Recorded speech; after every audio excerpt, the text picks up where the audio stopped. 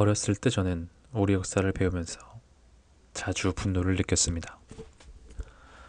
오랜 시간 강대국의 눈치를 보며 살아온 조선의 외교사를 배웠기 때문입니다. 왜 싸우지 않았을까? 라는 생각이 들었죠. 자존심이라는 것이 온몸을 지배하던 시절의 생각이었던 것 같습니다. 그러나 나이를 먹고 세상을 조금 더 현실적으로 바라보게 되면서 생각이 달라졌습니다. 오히려 자존심을 꺾으며 나라를 지켜낸 그들의 선택이 놀랍고 위대하게 느껴졌습니다. 약소국이 강대국에 맞서 살아남는 방법은 단순한 용기나 무력이 아니라 지혜와 현실 감각이라는 것을 깨닫게 되었기 때문입니다. 대한민국의 전신인 조선과 고려는 수천 년 동안 수많은 강대국들 사이에 둘러싸여 있었습니다. 중국, 몽골, 일본, 러시아 등 주변 강대국들은 언제든 한반도에 영향력을 행사하려 들었죠. 그럼에도 불구하고 우리는 우리의 언어와 문화를 지켜내며 독자적인 역사를 이어왔습니다. 이것은 결코 우연이 아닙니다. 그렇다고 해서 우리가 그들을 무력으로 압도했기 때문은 더더욱 아니죠. 오히려 우리는 언제나 약자였습니다. 약자는 강자에게 머리를 숙여야 하는 법입니다. 조선은 명나라와 청나라에 수호 없이 조공을 보냈습니다. 심지어 어린 소녀를 공료로 바치며 그들의 환심을 사야 했습니다. 어린 시절 저는 이 역사를 배우면서 참담함을 느꼈습니다. 어떻게 자기 나라의 백성을 남의 나라에 바칠 수 있단 말인가. 하지만 이제 알 것 같습니다. 그것은 나라와 백성을 지키기 위한 고통스러운 선택이었던 것입니다. 싸움은 단순합니다. 적이 침략해오면 맞서 싸웁니다. 승리하면 영웅이 되고 패배하면 멸망합니다. 하지만 외교는 훨씬 더 복잡합니다. 싸우지 않고 살아남는 것은 용기, 그 이상의 지혜를 필요로 합니다. 당시의 조선은 군사력이나 경제력으로 강대국을 상대할 수는 없었습니다.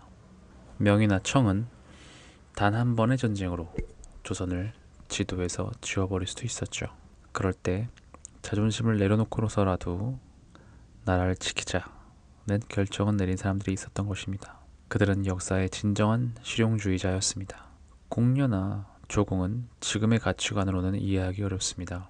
하지만 그렇게 강대국의 비위를 맞추는 일이 없었다면 우리는 지금의 대한민국이 아니라 강대국의 일부로 흡수되어 사라졌을 수도 있습니다. 조공과 사대는 겉으로 보기엔 굴욕적이지만 그 덕분에 우리는 나라의 뼈대를 유지할 수 있었죠. 조공을 바치면서 조선은 내부적으로 자신만의 문화를 키워나갔습니다. 강대국들은 우리를 더 이상 위협으로 보지 않았기 때문에 내정 간섭을 크게는 하지 않았던 것 같습니다. 우리의 한글이 창제되고 조선의 예술과 학문이 꽃피었습니다. 만약 우리가 끝없는 전쟁을 벌였다면 어땠을까요? 수많은 사람들이 죽고 문명은 파괴되었을 것입니다.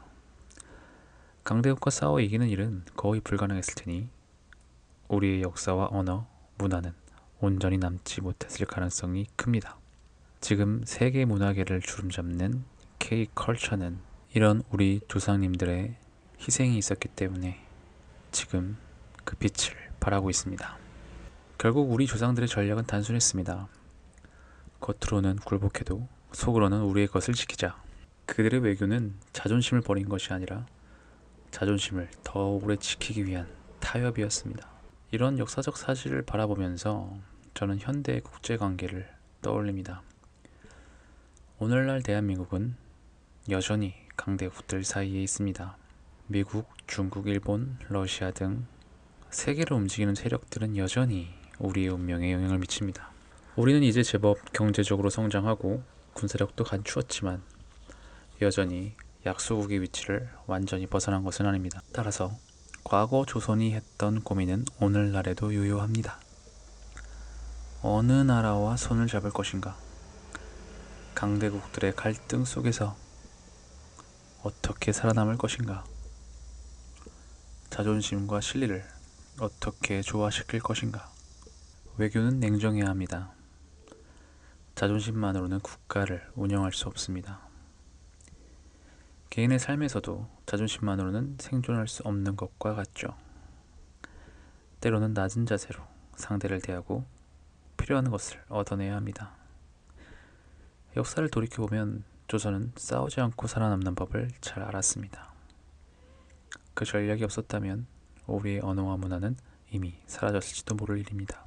이 점에서 굴욕이라 불린 외교는 오히려 지혜였습니다. 현대 외교 역시 마찬가지입니다. 강대국의 비위를 맞추는 것이 비겁하게 보일 수도 있습니다. 그러나 그것이 국민의 생명과 국가의 안전을 지킬 수 있다면 그것은 충분히 가치 있는 선택입니다.